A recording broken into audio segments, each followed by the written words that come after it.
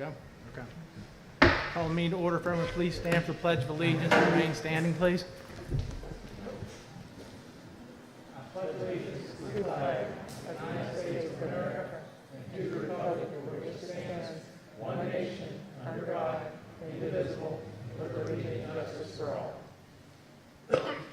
We are thankful for this special community, for the time we share together and the bounty of our nation.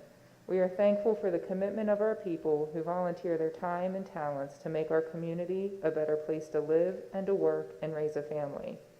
We know that we alone cannot meet the challenges or provide sufficient inspiration without community involvement and the dedication of all concerned to the greater good of the city and all who reside in it. We are thankful for this time and for the place that is Frostburg. Amen. You all be seated.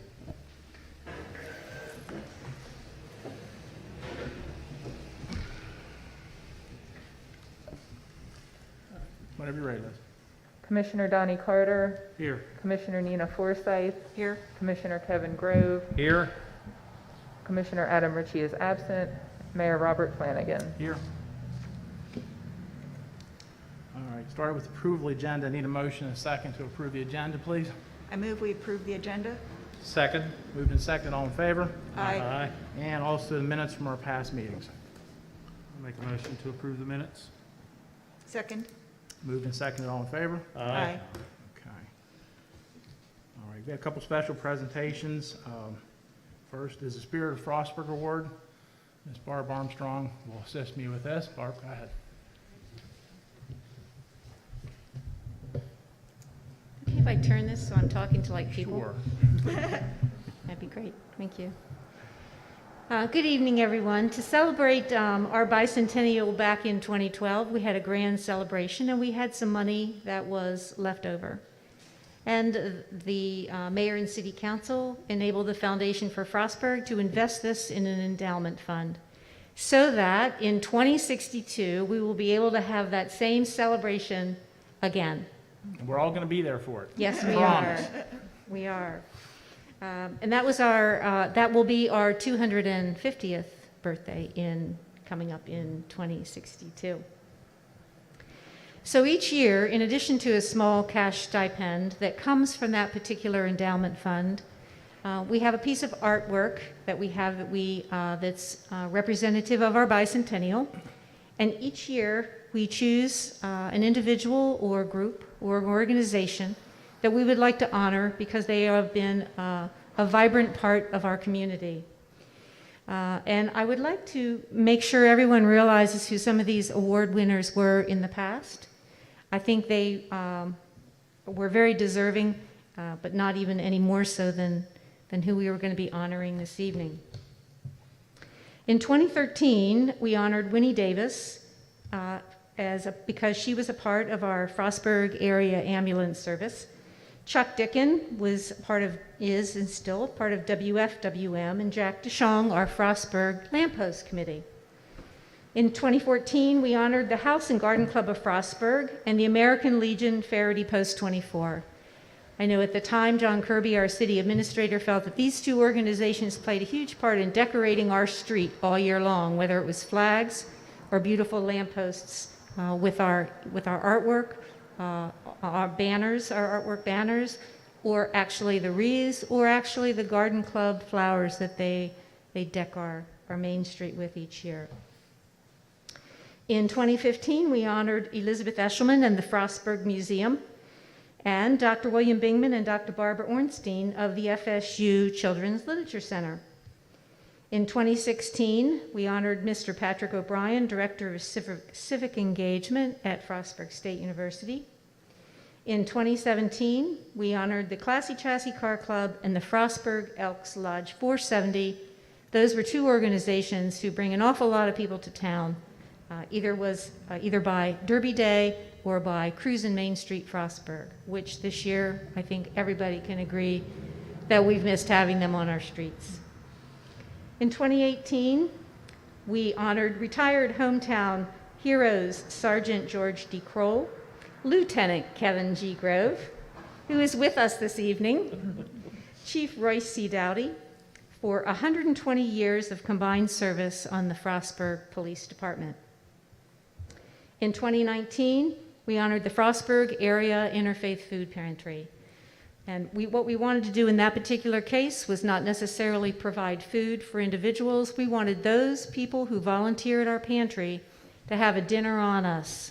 So that's what we did. They got a gift card, and each of them had a dinner on us. This year, we honor Mr. Bob Stevenson. And I don't think I have to say too many things about Bob. I think everybody was aghast when he found out that he was going to retire. Because they just can't imagine Bell Elementary School in our community without Bob Stevenson. He brought so much to the table, but he gets it honestly. I was just talking with one of our locals here, Laura, whose Bob's mom taught her in the first grade at Bell Elementary School, which we guess is 1983. His wife Lisa is also in our educational system. Sometimes some families just have that charm, and the Stevenson family has that charm. So it is with great honor that this evening we can offer a small stipend for Bob to do what he would like to do with, and we also have a piece of artwork that I would like to present right now. So Bob, if you come forward, and actually, if you don't mind, would you bring the rest of the crew with you? I'd like your wife up here. I'd like your mom up here. Yep, I would. Yep. And the mayor is going to come up here too and do this presentation, and I'm hoping Elizabeth will maybe snap a picture for me because Barb came unprepared without her cell phone. So let's get up here. Oh, no, can you come up here by Bob? And I'll move the podium. And I want to show this to everybody because this piece of artwork was designed, the background of this was Susan Dodge designed this for our bicentennial celebration. The poem was one that was done, we commissioned the bicentennial poem by Neil Forsythe. So it does this evening as a missionary as well, serving. So it has a lot of meaning, and we actually called him, Elizabeth kind of giggled, we called him the Principal Emeritus.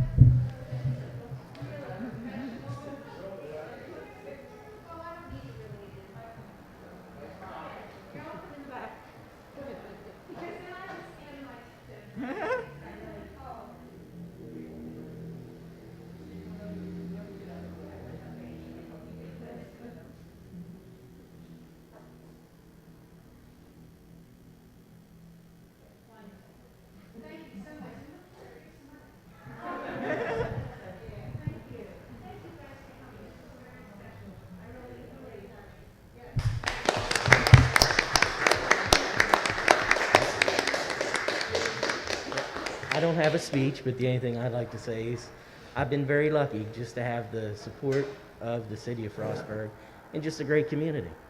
It made my job easy, and I was just fortunate to work with all the people up here. And Nick, I've always appreciated all you've done to help us out. Thank you. Thank you, Bob.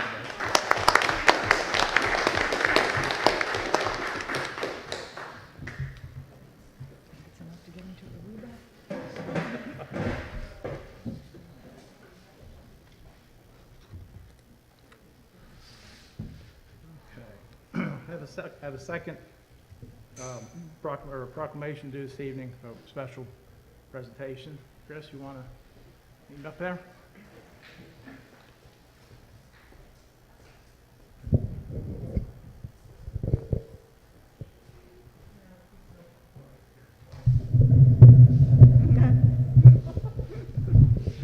Good girl. Let's see. Fogging these up pretty bad. Basically, Chris, before we start, why don't you step up here real quick? You can introduce yourself. Okay. Because you know more about you than I know about you, so why don't you go ahead and do that? Good evening. My name is Chris Myers. I'm with the Blind Merchants of Maryland. I'm a National Federation for the Blind, and we've approached the council proclamation for October 15th as National Bike Pain Awareness Day. And I'll allow him to do his thing. Okay, That work? that's fine. Well, basically, every so often, we get contacted by a group or an organization that do good things in the community. And to be very honest with you, maybe with the Lions Club, my father was with the Lions Club here in Frostburg for many, many years. And I remember us going around collecting eyeglasses as well as selling lots and lots of brooms. That's why we had to have a station wagon, Chris, so we could deliver all the brooms. But anyway, so instead of me reading down to the proclamation, I'd just like to, again, thank you and honor what the Lions Club has done for so many, many years here in the community. Wasn't too awful long ago, City Administrator and I were invited the local Lions for the 75th anniversary party and dinner and whatnot. So again, let's give Chris and the Lions Club a big hand.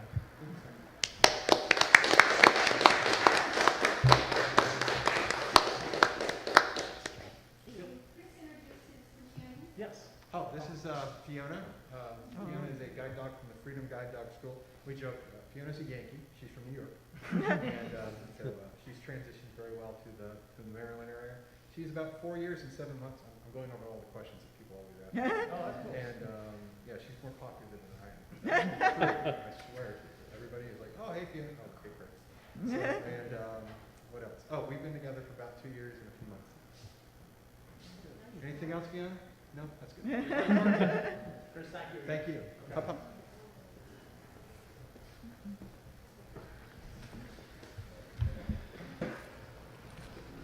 Okay.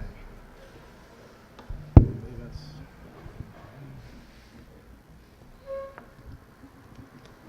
Okay, Mayor and Council reports. Need a motion and a second to approve all the reports from the various city departments, please. I'll make a motion, we accept the reports from the different city. Departments. Second. Okay, moved and seconded, all in favor? Aye. Okay. And let's see. I think, Nina, you have something for us? I do. There. Wow. I thought I'd say it appropriately, because this is the Halloween announcement. Hope I can read it with this. We are having Halloween this year, but things are going to be a little different. There won't be a parade. Okay, I'm going to kick this down. There will be a Halloween walk, and it will be Saturday, October 31st, so right on Halloween, from 12 to 2 on Water Street, and it'll come from City Place and go down to the Price Fire Station. The walk will be for all ages. We prefer people to be in costume, and there will be candy and pumpkins and more. We expect people to wear face masks and to be mindful about social distancing. You know, they can cluster together with family members and so forth, but you know, don't be too close to other people for more than a few minutes. Let's see, there is additional information about the event on the city's Facebook page, or there will be. There will also be trick-or-treating, and it is up to city residents to determine if they want to be involved. It will be also, this says Friday, October 31st. I believe it's supposed to be Saturday. It will be in the evening from 6 to 8 p.m. So, keeping safety in mind, neighborhoods organizing a trick-or-treating event should coordinate their schedule to coincide with that day and time. That way it reduces the amount of time children are out trick-or-treating, in the streets in costumes that can restrict their vision. And then riders are typically more alert on Halloween night when they know that children will be out and about. If you are participating, we ask that you comply with CDC guidelines regarding Halloween activities, and you can look those up on the web. There's a link to that on our Facebook page as well. So socially distanced candy delivery systems are highly recommended, and there are different ways you can do it. If you Google socially distanced candy delivery, you'll get lots of different types of delivery methods that can be really creative, and you can do your own decoration on top of that. If you, let's see. Oh yeah, we also recommend clean hands and masks that complement your costume. So if you're going to be face-to-face with anybody, we do ask that you wear a mask that covers your nose and mouth, and not just, like the Halloween mask that has the nose and mouth cut out. Let's see. If you want to participate, we ask that you turn on your porch light, and if you don't want to participate, don't turn on your porch light, and we ask that trick-or-treaters respect those people who do not want to participate. So look at our Facebook page, our website as well. Well, we have stuff up there It's too. on there as well. So if you're not on Facebook, you can look at our website to find out more details about both of those events. Thank you. Okay, Nina, thank you. All right, and then have an announcement. Go back. We'll have a special virtual council meeting this coming Monday at 3 to vote on the approval of the sale of the Petit building. All right. Public hearings. Mr. Hovatter.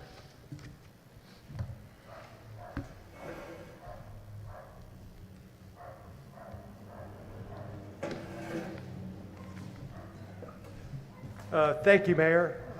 As you know, in 2001, the city received a court order, a consent decree to eliminate all the combined sewer overflows in all the streams surrounding Frostburg.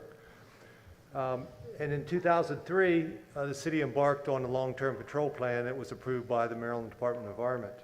At that time, we had 16 overflows, very active, and today we only have 6 that are very inactive. So we're really doing it, and they gave us 20 years to do it. So we're approaching that 20 years. We've been very successful with obtaining grants, and most of the projects have been multi-million-dollar projects. We have a great staff that works hard on the grants, and we usually get about 87% of the monies going to these projects, which also improve the city. We're just about finishing our 9A project, which is Astoria Street, College Avenue. Hopefully everything will be paved up by mid-November. We've already started on the 9B project, which is Astoria Street, and that will last for about a year. We have obtained grant funding for another project, and that would be the 9C project, which would be Bell Street, Aspinall, and a little part of Center Street. We rated very high on our 10A project, which is the wetlands area below McCullough Street, where we feel there's a lot of infiltration. And we're planning our 10B project, which would be Washington and McCullough Street. So we want to keep this rolling because it's been very, very good for the city, although it does cause some temporary problems with construction. So what the citizenry can do for us is any rain leaders that are connected to the sanitary sewer, please remove them, because that is one of the biggest contributors to the combined sewer overflows that are supercharged with stormwater instead of just the sanitary. Our solution to separating the sewers is to eliminate the old terracotta combined sewer and construct 2 new sewer systems, one for stormwater and one for sanitary, that is watertight. We have a great program. I invite questions or suggestions at any time, and anybody who wants to review our program at City Hall, just give me a call. So if there's any questions, please ask them, and I'll try to answer them. Anyone? Okay, very good. Chris, thank you. Appreciate it. Thank you, Mayor. We have no other old business to discuss, so we'll move on to the new and exciting. Ordinance 2020, -05.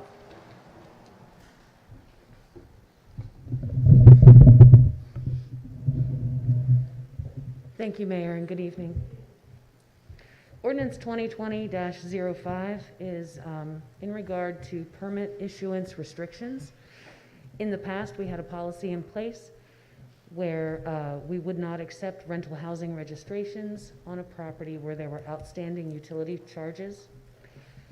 We're seeking to expand that somewhat and codify it into this, put it into the city code. Basically, what we're asking is that no building permit, occupancy permit, grading permit, or rental housing registration shall be issued as to any property with unpaid taxes, utility fees, or fines which have been issued for property-specific code violations. Understanding that property owners may own more than one property, all of their properties would not fall under this restriction, just the property with the unpaid fee or fine. Unless there are any other questions or comments, I would ask for a motion and a second to approve the ordinance on the first reading and set the November 19th, 2020 council meeting as an advertised public hearing for this ordinance. Okay. Make a motion to approve ordinance 2020-05 on the first reading. Second? Moved and seconded. Any public comment?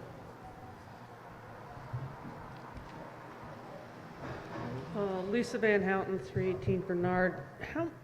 Currently, how many delinquent properties do we have?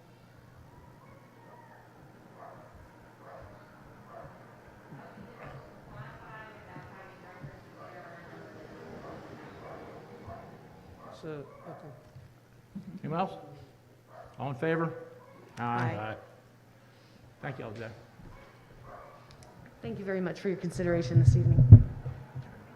Moving on to Resolution 2020-40. Thank you, Your Honor. This evening, we present for your consideration Resolution 2020-40. This resolution would amend the current year fee schedule as it relates to the water and sewer billing for customers who on average consume over 1 million gallons per month. This billing structure has been in place since 2012 when it was passed by resolution in February of that year. However, we failed to include this specific language in the fee schedule, which is approved each year as part of your budget ordinance. So this is somewhat of an administrative matter to include the billing structure in the fee schedule and also to clarify that this evaluation is done on an annual basis rather than changing month to month based on a customer's consumption. So Resolution 2020-40 would include specific language for the billing structure for up to 500,000 gallons at the lower rate and over 500,000 gallons at the higher rate. So I'd ask for your consideration of this resolution this evening. Okay. I move that we approve Resolution 2020-40. Second? Moved and seconded. Any public comment? I didn't get pages 75 through 85 in my email. This is for over 1 million gallons, but you just mentioned 500,000 gallons. So That's the point at which the rate structure would change. So a customer would, on average, have to use over 1 million gallons per month. And if they used over 1 million gallons per month on average over the previous year, they would have the lower billing rate up to 500,000 gallons, whereas under the normal structure, the lowest rate applies to consumption up to 50,000 gallons. So they have the advantage of the lower rate for a higher volume of consumption. okay. How many clients does the city have that use over 1 million gallons? At this point, only one. I'm guessing it has university in its name. That would be a correct assumption. Okay, thank you. You're welcome. Anyone else? All in She's pretty favor? sharp. Aye. Aye. Thank you very much. Thank you, Lane. All right. Resolution 2020-41. Ms. Laura?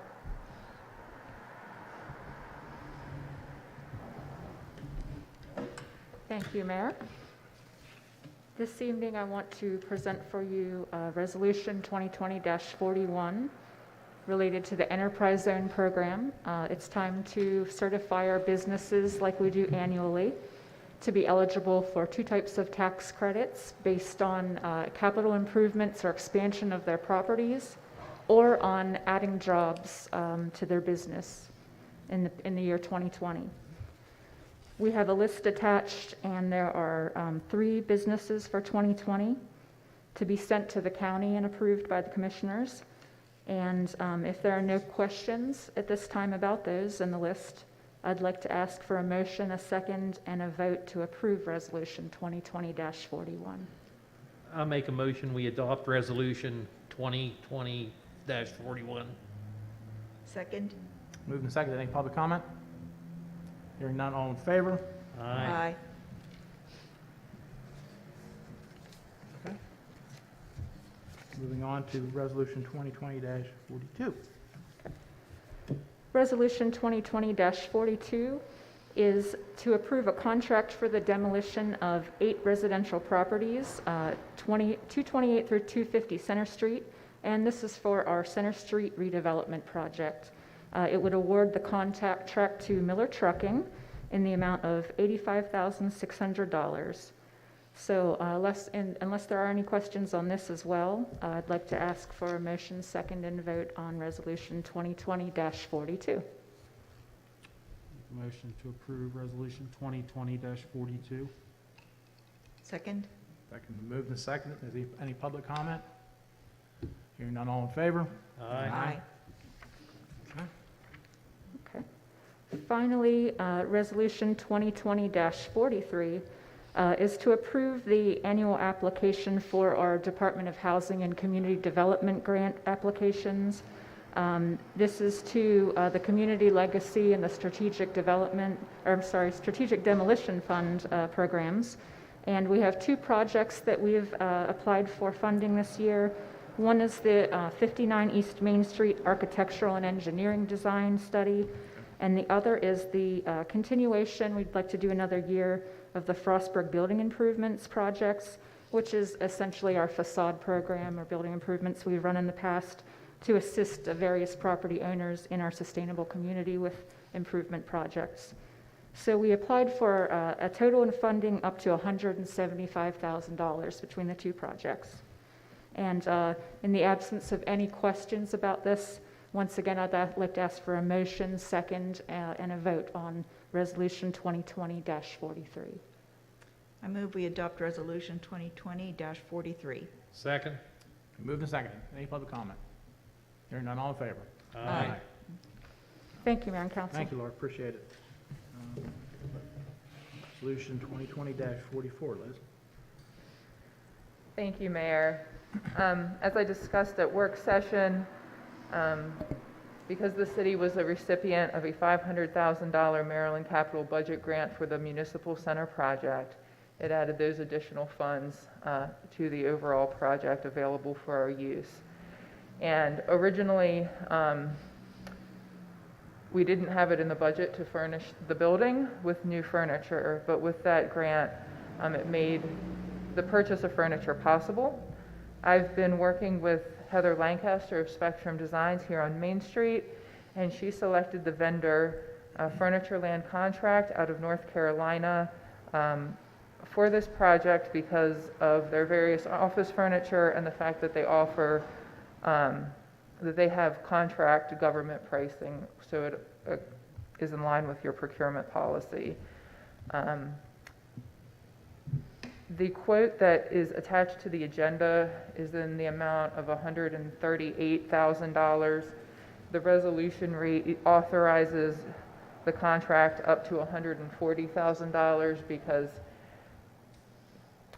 there's some grommets in the council meeting table that aren't factored into that quote, and just not sure. It was a very last minute thought, and there's been a lot of back and forth, a lot of work. Right, sure. Like I mentioned, all of the furniture is made in North America, and that price includes delivery and installation and setup. So I'd recommend that there is a motion and a second to approve Resolution 2020-44 for the purchase of furniture. Make a motion to approve Resolution 2020-44. Second? Okay, moved and seconded. Any public comment? Do we have all the widgets in addition to the grommets? I hope so. Brian has been very instrumental in figuring out all of the AV needs for that building and setting it up so once we can go back to meeting in some sort of normal fashion, all of the technology will be kind of stationary and it's a plug-and-play setup. So it's just been a little bit of a process to get it all figured out, so thank you. All right, all in favor? Aye. Okay, the last one is, for several years now, the mayor and council have leased a loader for the street department use. In the last month or so, I've been looking at used loaders and feel confident that we can get a used loader that will serve us well for several years for less than what it costs to rent a loader over a 2-year period. So unfortunately, we haven't found the loader yet. There's several that we've identified in near the York and Harrisburg area in Pennsylvania, and I think we've made arrangements to go the street department to go and look at those next week. But we did the street department supervisor did solicit 3 lease quotes for a rental, and the lowest rental cost, including the other fees, would be with Best Line Equipment out of Uniontown, PA, at a cost of $4,500 a month. And there's no delivery charges so long as we rent it for 3 months, which we always do. But then this resolution would alternatively, it's an either or, authorize the purchase of a used wheel loader in an amount not to exceed $33,000. So if there's any questions, a decision will need to be made by the end of the month, whether or not we can find a used one or we need to just go ahead and rent one this year. So I'll keep you updated on that. I'll send a picture, whatever. But if you have any questions, I'd be happy to answer them. Otherwise, I'd ask for a motion and a second on Resolution 2020-45. I make a motion, we adopt Resolution 2020-45. Second? Okay, moving to second. Any public comment? It's more a dumb question than anything else. Government Accounting Offices has federal government equipment up for bid. I'm sure you're aware of it. Is anything online? Because they deliver for free. Some of the stuff on that site is good, but in general, large equipment is like that is coming from another local government and it is worn out. So It's like when you buy a dump truck from us. Yeah, I heard about that one. Yeah, and we pat it on the back and we wave and then we laugh when you drive away. Yeah, Yes, it's kind of like that. yes, once you push it off the property. Right, yes. right. Yeah, Yeah. but, I'll definitely do another check on that, but in general, when we've looked for any sort of equipment, it's not to a condition that we'd look to invest in. okay. Okay. Anyone else? All in favor? Aye. All right, it's the Nick Hour. You're up, Nick. Thank you, Mayor, Commissioners. Good evening. I have the report for you for the Police Department for the month of September 2020. We had 649 incidents logged compared to 847 incidents in September of 2019.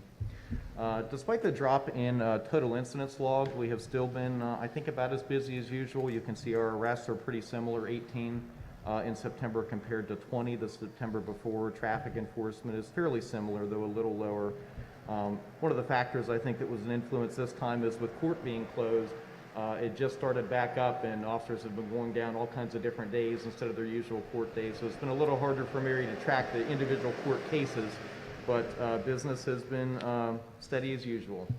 And that's not necessarily criminal activity, that's police services, that could be mental health issues, that could be assistance to the sick, that can be our community policing activities, all sorts of things. So as you know, we really work hard in that regard to be very, very immersed in the community and to be always doing positive things. So if you follow our Facebook page, you'll see that we're again involved with Special Olympics Maryland this year. This week is what they call the Torch Run, so you can participate or donate money through the website. There's a link on our page.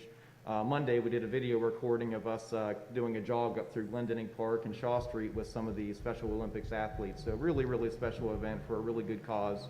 Still time to join and support that if you'd be interested in doing so. Similarly, next month in November, with Commissioner Grove's approval, we're going to be doing No Shave November again. which is a fundraiser where any police officer who donates money to our charitable cause can grow a neatly trimmed beard for the month of November and wear it while they're on duty. So we're really looking forward to that, and more to follow on that too on our Facebook page. We have a couple of grants that have been renewed or are in the process of being renewed. One is the SRO grant.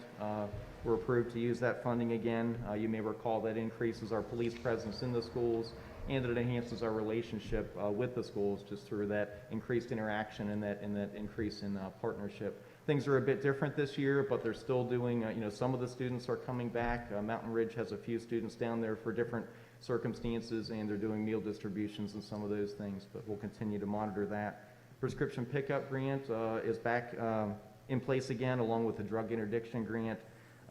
Upcoming are the DUI enforcement grant and the distracted driving or occupant protection enforcement. Lastly, I just wanted to mention that we're always looking for new ways to engage in the community. We're always looking for ways to meet people and talk to people and build partnerships. So one of the things we ended up involved in is called Choose Civility, and the City of Frostburg and the Police Department are now members of Choose Civility. That's an organization that's really run by the Allegheny County Library System, but there are partners from the university, now city government, Cumberland City government. I mean, there are just all sorts of folks if you go on the website and look. And the main objective of that is to promote civil discourse, to have good conversations about community issues or anything that may come up. And it's just really a neat entity to be a part of. We've already participated in 2 programs. One was a justice and safety forum that centered on policing issues, so I participated in that. And there were students and faculty from both Frostburg State and Allegheny College. There were community members, folks from around Frostburg, so that was a really positive thing. And again, our involvement in Choose Civility is partly what connected us with that. And they do events all the time, so just last week I actually had the great pleasure of doing another one called Story Time in the Park, where I got to read a children's book to children and their families up at Glendenning. That was another Choose Civility event with the library. So really neat thing. I think it's going to bring a lot of positive events our way and some new opportunities for us to engage in the community. There is one other thing I wanted to mention. It's a Domestic Violence Awareness Month. So once again, the Family Crisis Resource Center decorated our lobby, if you saw that, and I so much appreciate them doing that. We have a great partnership with them as well. So thank you very much. That would conclude my report unless you have any questions. Just a note about No Shave November.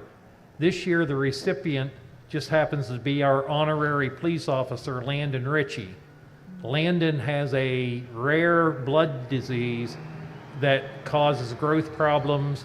I think apparently there's only like 40 people in the whole world that have been diagnosed with this.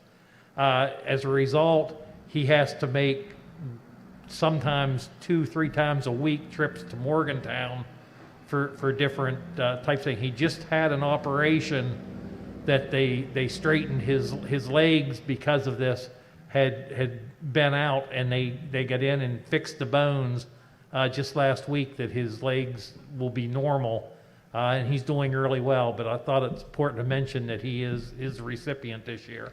That's good, Captain. That's very good, Captain. I do have a question for you, Chief. Yes, ma'am. The, was it called Justice and Safety Forum, Justice and Safety I Forum. believe that Was the right name. that something, was it on video or something? Is it archived? Yes, ma'am. It was done in connection with Appalachian Festival, and it's on YouTube. I will email you the link if you would like. Thank you very much. I'd be Certainly. interested. Absolutely. Chief, thank you very much. Appreciate Yes, your sir, time. Mayor. Thank you, Mayor and Commissioners. Okay. Open public comment. Anyone have anything? Oh, that's all right. Lisa, let Barb go. Also on Okay. YouTube was Mr. Kirby's video with the I saw students at that. Frostburg State Yeah. University. And I hadn't seen it, so I asked him to forward it along to me, and I think that's a very special. So if you're on YouTube looking, you might want to include that one on fly fishing. I thought it was well done. He admitted that he didn't catch too many. And the gal who was really doing this, because she was an artist, caught the fish. So you never know about fly fishing, right? I think it's a natural for John. I think he's a natural. I think so. Yeah, I think so. All right, Lisa, one last time.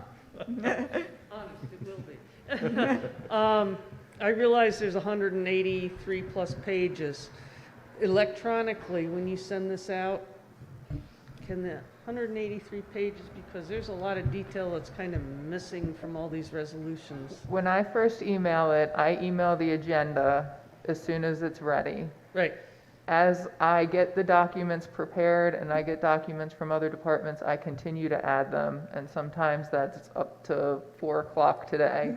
So Which is probably just, why I didn't get it. yeah, you just need to, I don't send an announcement to the media every time that I add a document, because I know people don't want 4,000 emails from me, which they would get. So if you want the full packet, I'd recommend downloading it around noon the day of the meeting. Okay, all right, because that's about when I sent it out to everybody. Now, the link that you sent out is still good. Well, if you just send the link to the meeting, that'll always point to the most up-to-date agenda. If you download the agenda and email the PDF, that creates the gap. But I'd recommend just sending out the link to the meeting agenda within the meeting portal, and then it'll always be the most current. Okay, thank you. Anyone else? Have a lovely weekend, everyone. Take care.